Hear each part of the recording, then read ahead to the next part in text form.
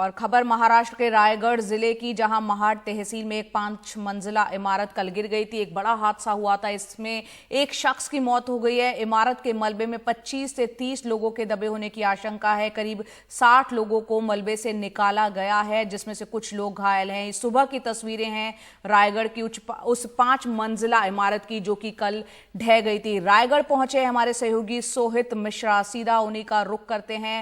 सोहित, यहाँ पर 20-25 लोग अभी भी बताया जा रहा है कि दबे होने की आशंका है। उनको निकालने के लिए क्या कुछ यहाँ पर किया जा रहा है, क्योंकि कल ये हादसा हुआ था और हादसे की वजह क्या अभी तक पता चल पाई है?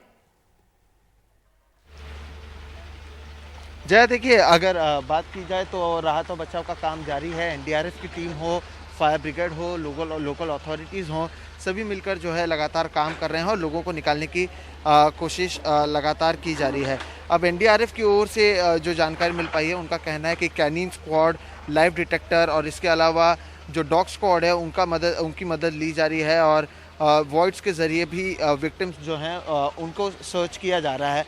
बहरहाल जिस तरह से आपने कहा, बिल्कुल कल शाम की ये घटना है, करीबन 6 बजे के करीब ये घटना हुई है। 5 मंजिला ये इमारत थी जया, और ऊपर की जो 3 मंजिलाएं, कहा जा रहा है कि वो ढहना शुरू हो गई और उसके बाद पूरी इमारत जो है नीचे बैठ गई। इस पूरी इमारत की अगर बात करें तो 45 से 47 फ्लैट्स इस पूरी इमारत में मौजूद थे।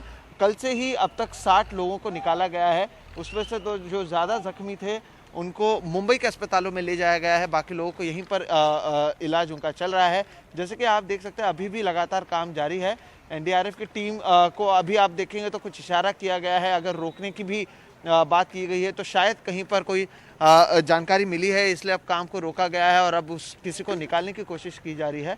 बहरहाल लगातार जो आपने सवाल पूछा वो ज़रूर बना हुआ है कि आखिर वजह क्या है, क्योंकि जिस तरह से जानकारी मिल पाई है, केवल 10 साल पुरानी ये इमारत है, तो ना ही ये जर्जर इमारत थी। और इसलिए अगर बात की जाए तो जो यहाँ की जो लोकल अथॉरिटी है, उनकी जो हर बार मानसून से पहले एक लिस्ट बनती है जिसमें जर्जर इमारतों के बारे में जानकारी दी जाती है, उसमें इस इमारत का कोई नाम मौजूद नहीं था।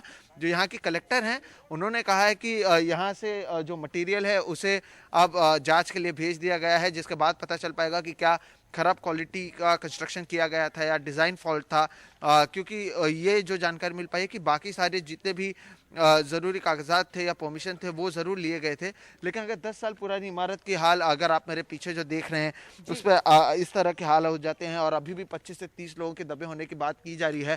क्योंकि आमतौर पर इमारत का एक हिस्सा ढहता है, उसमें भी वो इमारतों का हिस्सा ढहता है जो पुरानी हो गई रहती हैं। लेकिन अगर 10 साल पुरानी इमारत इस तरह से पूरी तरह से बैठ जाए, जिसमें 45 से 47 फ्लैट्स हों, कई परिवार रहते हों, तो कहीं ना कहीं ये गंभीर बात ज़रूर है। कल अगर बात की जाए तो मुख्यमंत्री उद्धव ठाकरे ने भी ट्वीट करके जानकारी दी थी और कहा था कि वो इसके लिए जांच ज़रूरत पड़ने पर करेंगे, और जो स्थानीय विधायक और जो कलेक्टर हैं उनसे भी कहा गया था कि आपको जो भी ज़रूरत पड़ेगी उसकी मदद दी जाएगी। उप मुख्यमंत्री अजित पवार ने भी कहा कि युद्ध स्तरीय तरीके से जो है लोगों को बचाने की काम की जाएगी। अब आप देखेंगे तो फायर ब्रिगेड की भी एक और दूसरी टीम यहाँ पर पहुँच गई। जिस तरह से मैंने कहा कि इशारा किया गया था, जिसके बाद काम रोका गया है, तो शायद अब कुछ चीज़ों को हटाया जाएगा और किसी के अगर वहाँ पर मौजूद होने की बात जिस तरह से कही जा रही है, तो उसके बचाव के लिए अब लोग आगे बढ़ रहे हैं। एक अच्छी बात अगर कल से की जाए वो ये है कि बारिश नहीं हो रही है, और कल रात को जिस तरह से अंधेरा था, भारी बारिश था, तो कुछ परेशानी ज़रूर हो रही थी, लेकिन अब सुबह जिस तरह से धूप निकला हुआ है तो राहत और बचाव के काम में तेज़ी ज़रूर ला दी गई है। एनडीआरएफ की टीम 3 टीम यहाँ पर मौजूद है और इसके अलावा लोकल अथॉरिटीज़ भी हैं।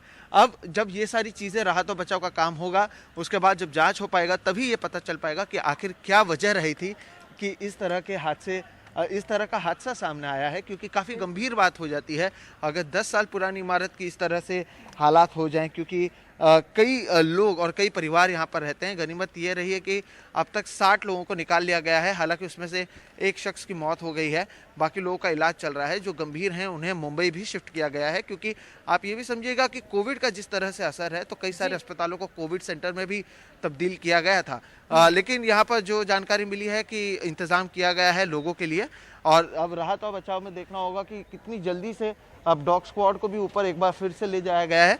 तो कितनी जल्दी से चीजें की जाती हैं वो देखना अहम होगा, जिसके बाद ही पता चल पाएगा कि आखिर वजह क्या थी, जब जांच हो पाएगी इस पूरे मामले में। बिल्कुल, यहाँ पर बहुत बहुत शुक्रिया विस्तार से बताने के लिए और ये तस्वीरें दिखाने के लिए। और जैसा कि आप बता रहे हैं, आपके पीछे जो एनडीआरएफ की टीम है और फायर ब्रिगेड की टीम भी वहां पर मौजूद है। कुछ वक्त के लिए, कुछ पलों के लिए वहां काम रोका गया है। डॉग स्क्वाड वहां पर पहुंचा है। शायद जो 25 से 30 लोग जो मलबे में दबे हुए हैं, उनमें से कुछ लोगों में अभी भी एक उम्मीद की किरण है कि उनको सुरक्षित बाहर निकाल लिया जाएगा। इसलिए तमाम प्रयास यहां पर किए जा रहे हैं। और अच्छी बात यह है कि रायगढ़ में जो है इस वक्त बारिश नहीं हो रही है, ऐसे में राहत और बचाव के काम में एक थोड़ी मदद भी मिल पाएगी। बहुत बहुत शुक्रिया सोहित मिश्रा इस पूरी जानकारी के लिए।